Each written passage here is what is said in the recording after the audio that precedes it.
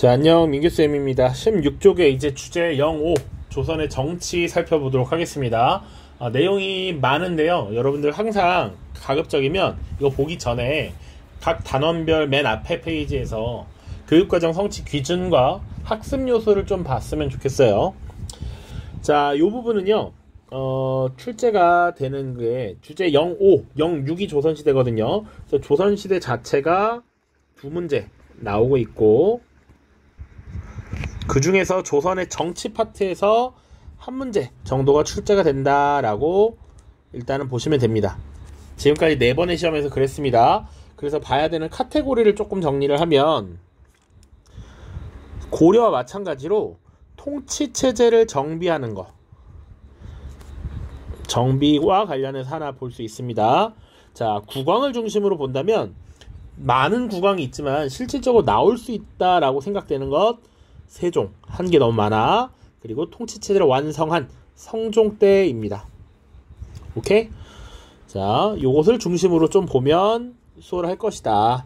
특히 통치체제를 완성했다라고 하는 건 법전인 경국, 대전을 완성한 것이라는 거 기억해야 되고요.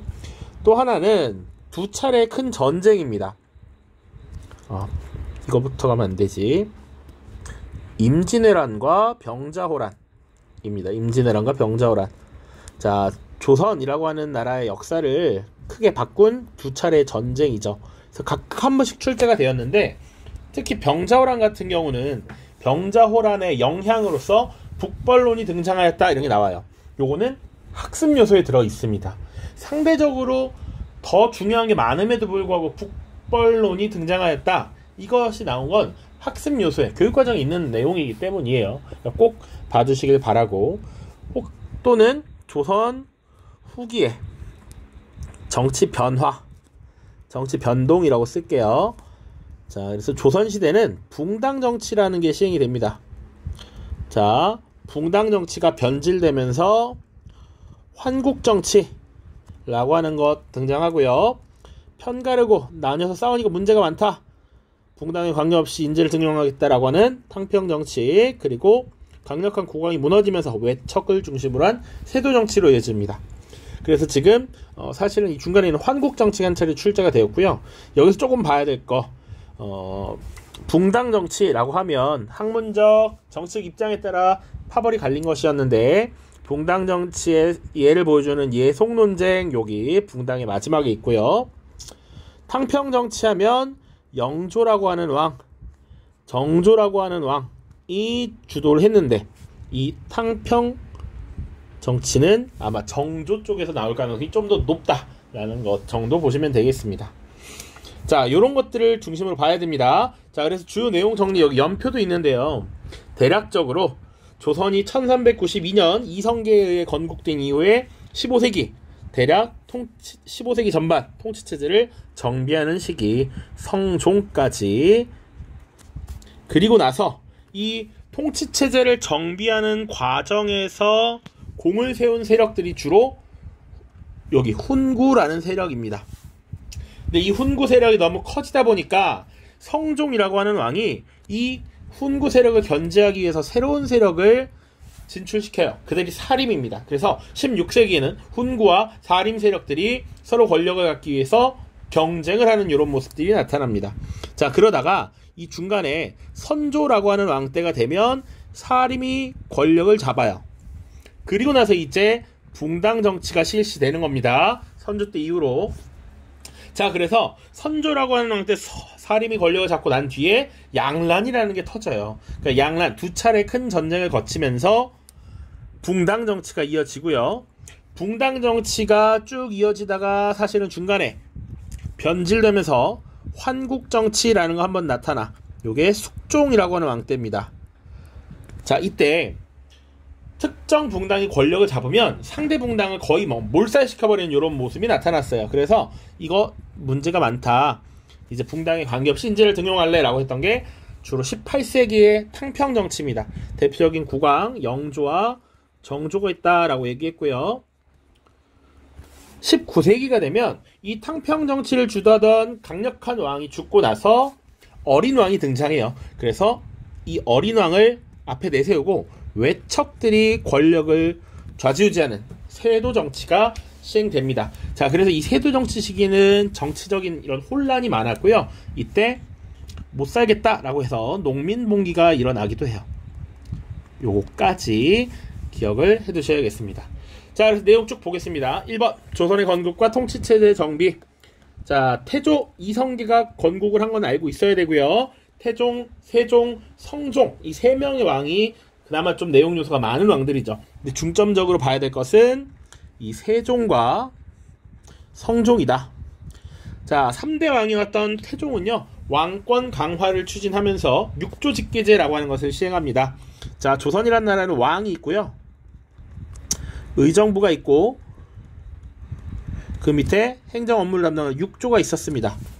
자, 그런데 이 의정부에 있는 재상들을 견제하고 왕권을 강화하기 위해서 이 육조에게 직접 보고하라고 했던 게 육조직계제야. 명령도 직접 바로 내렸던 게 태종입니다. 반면 오른쪽 잠깐 봐. 세종 때가 되면 의정부 서사제를 시행했다라고 나옵니다. 왕권과 신권이 좋아야 왕은 의정부에게, 의정부는 육조에, 육조는 의정부를 거쳐서 왕에게, 이런 식으로 태종과 세종의 차이가 있습니다. 자, 그리고 태종 양전 사업을 실시해서 토지가 얼마나 있는가 세금을 걷기 위한 준비, 호패법 일종의 민증입니다. 세금을 거두기 위한 기초작업을 펼쳤다. 그 뒤에 등장한 게 4대 왕이었던 세종입니다.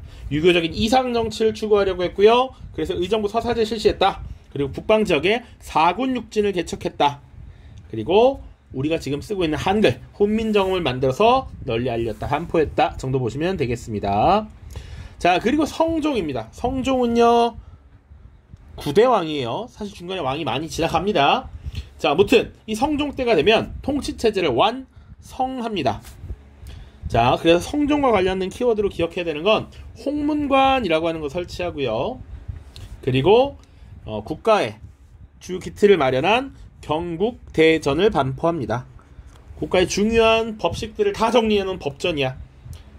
자, 그리고 이 과정에서 성장했던 것이 훈구였기 때문에 이 훈구를 견제하기 위해서 사림 세력을 등용했었다라는 게 성종의 일입니다. 자, 그 이후에 이제 훈구 세력과 사림의 대립으로 이어집니다. 여기 연필도 두 번째라고 같이 돼 있어요. 자, 훈구와 사림의 대립, 이걸 구체적으로 묻지는 않을 겁니다.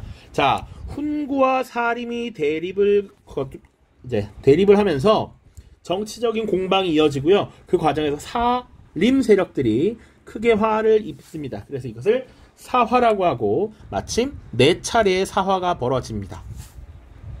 자, 무오사화, 갑자사화, 기묘사화, 을사사화 4차례의 사화가 있었고, 그나마 조금 더 중요한 건 요런 것들, 기묘사화와 무오사화 정도가 될 것입니다.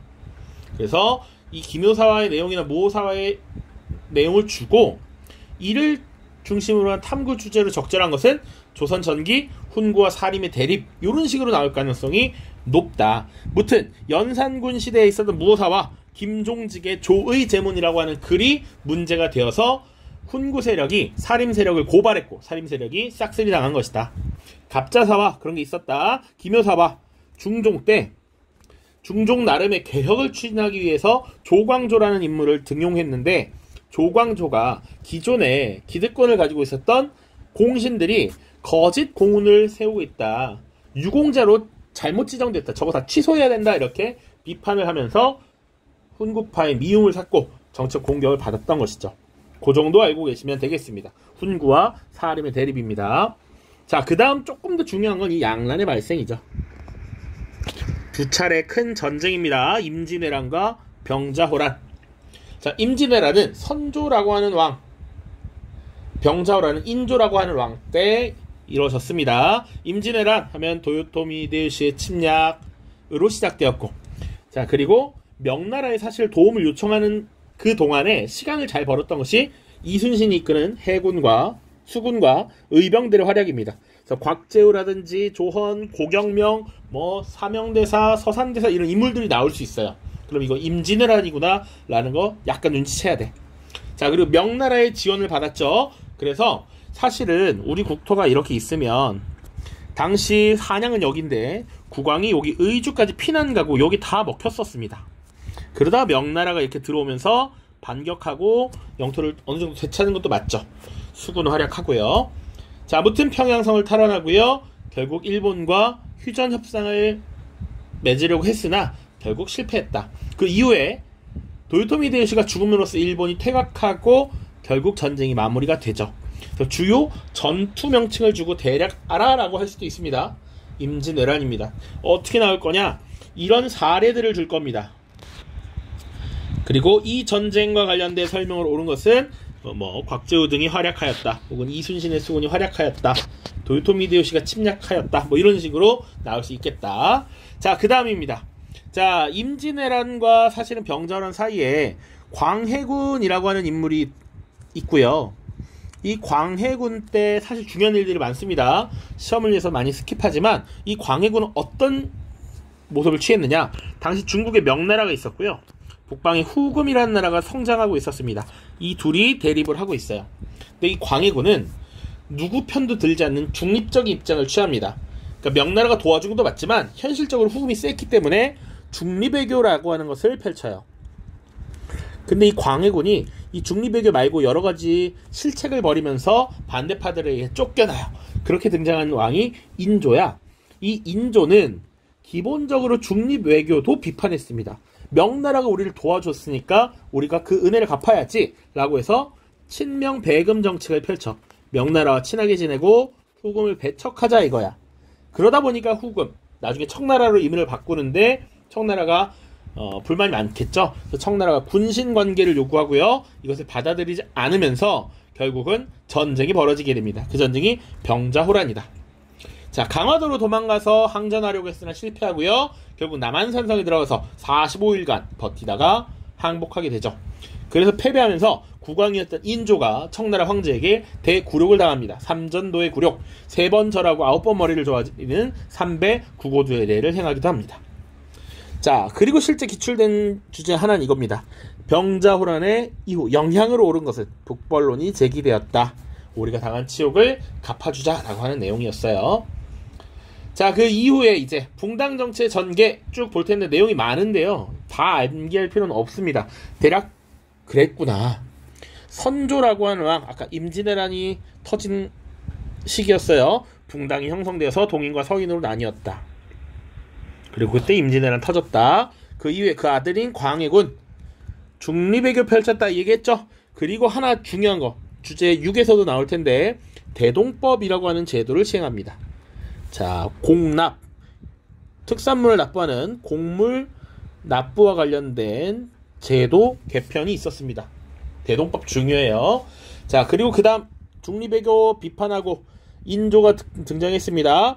자, 친명배금 정책 펼치고 그에 대한 결과로 병자호란 맞았다 얘기했고요. 또 세금 납부 변화로서 영정법이라는 게 있었습니다. 주제 6번에서 설명할 겁니다. 자, 병자호란 이후에 이때 당한 치욕을 갚자라고 하는 북벌론 효종 때 있었고요.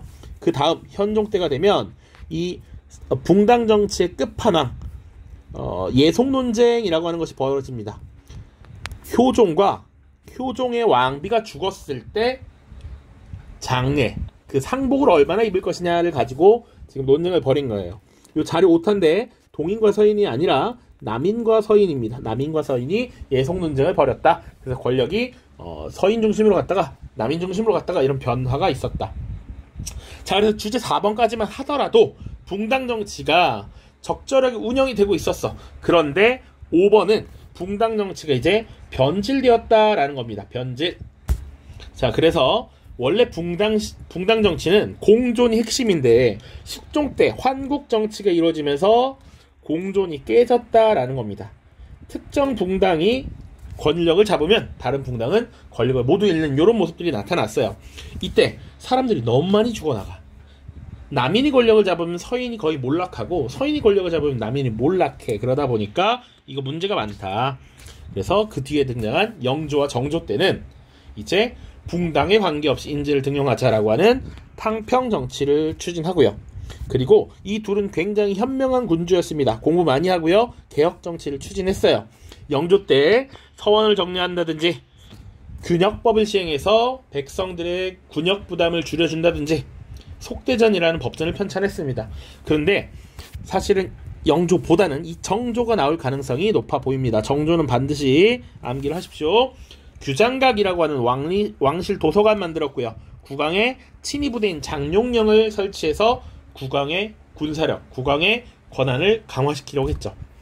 그리고 수원화성을 짓기도 했습니다. 그리고 법전으로서 대전 통편을 편찬했다. 자, 그러나 이 정조 같은 왕이 급작스럽게 죽고 나서 결국 나열인 왕이 등장을 하게 됩니다. 자, 그래서 외척들이 권력을 좌지우지하는 세도 정치라고 하는 것이 등장하게 되고요. 이때 이 외척 가문들은 당시 권력의 핵심 기구였던 비변사라고 하는 기구를 독점합니다. 원래는 전쟁 같은 것이 일어났을 때 설치한 임시기구였다가 임진왜란을 거치면서 상설기구화돼요. 그래서 이 비변사를 외척들이 독점했고, 그리고 권력을 가진 사람들에게 아첨하는 사람들은 언제든지 나타납니다. 자, 이때 외척들에게 돈을 주고 관직을 사는 매관매직이 성행했다. 자, 그러다 보니 이렇게 관직을 돈으로 산 관리들은 백성들에게 세금을 빡빡 걷어야겠지. 그 과정에 삼정의문란이라고 하는 부패가 발생합니다. 그래서 백성들의 부담이 굉장히 크게 늘어났어. 이런 부담에 대한 저항으로서 농민봉기가 일어납니다. 대표적인 사례가 두 개예요. 홍경래난 그리고 임술농민봉기라는 겁니다. 자, 근데 홍경래난 알아? 임술농민봉기 뭔지 알아? 라고 물어볼 수 없습니다. 나온다면 어떻게 나오느냐? 홍경래난과 관련해서 평안도 지역을 차별해서 내가 어떻게 못 잡겠다 그래서 홍경래와 우군칙 등이 쭈들 일어났다, 이런 자료 주고요. 하나 또 줍니다. 임술농민봉기와 관련된 자료 줄 거야. 진주 지역에서 유계춘이 난을 일으켜서 전국이 확산되었다, 그래서 박교들을 파견해서 어쩌고저쩌고 이렇게 나올 거야. 그러면 이 두 개의 자료를 주고 이것을 탐구한 활동의 주제로 적절한 것은 이렇게 나올 거예요. 그러면 조선 후기 농민봉기, 조선 후기의 농민봉기, 이런 식으로 정답을 찾으면 됩니다. 심플할 겁니다. 조선시대 원래 학교에서 수업하면 거의 10시간 넘게 하는 수업인데 지금 급하게 18분으로 압축을 했습니다. 키워드 잘 외워야 돼. 1순위가 뭐냐? 1순위 조선의 건국, 2순위 양란. 1순위를 양란으로 봐도 될 것 같아요. 무튼 요거 나올 수 있습니다. 실제로 어떤 것들이 출제됐는지 선지만 보고 마무리하죠. 자, 조선 전기 통치체제의 정비 과정입니다. 한 문제 나왔어. 경국대전을 반포하였다. 성종 때 경국대전을 반포하였다. 지금 보면 태종도 없습니다. 세종과 성종만 선지가 나온 적이 있어요. 자, 혹시나 찝찝해서 경국대전을 반포하였다, 홍문관을 설치하였다, 문제에서 묻고 정답이 이거였는데 이미 기출선지는 여러 번 나왔다. 자, 그리고 전국을 8도로 나누었다. 이것도 조선시대의 특징입니다. 자, 요거 한 번만 다시. 신라는 전국을 구주 오소경으로, 고려는 5도 양계로, 여기 발해는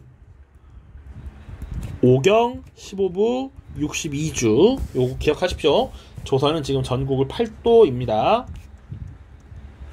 그리고 혹시나 사화와 관련해서 자료를 주고 탐구 주제로 적절한 것은 조선전기 훈구와 사림의 대립, 이거 하나 봐두시고요. 지금 양란 하나 출제됐죠? 양란 실제로는 2개입니다. 왜냐면 곽재우 조원 등의 의병이 활약하였다 하나 나왔고, 북벌론이 대도하였다, 이거는 병자호란의 결과 및 영향이니까 사실상 양란에서 2문제가 나왔다라고 봐야 되고요. 숙종 때 환국이 일어났다, 이런 문제도 이따 문제를 보면서 다음 영상에서 한번 보시면 되겠습니다. 자, 20분 안에 끊으려고 급하게 했는데요. 내용 꼼꼼하게 보세요. 필요하면 언제든지 댓글 남겨도 좋고요. 내용 강의를 봐도 좋습니다. 모두 고생 많았습니다. 안녕.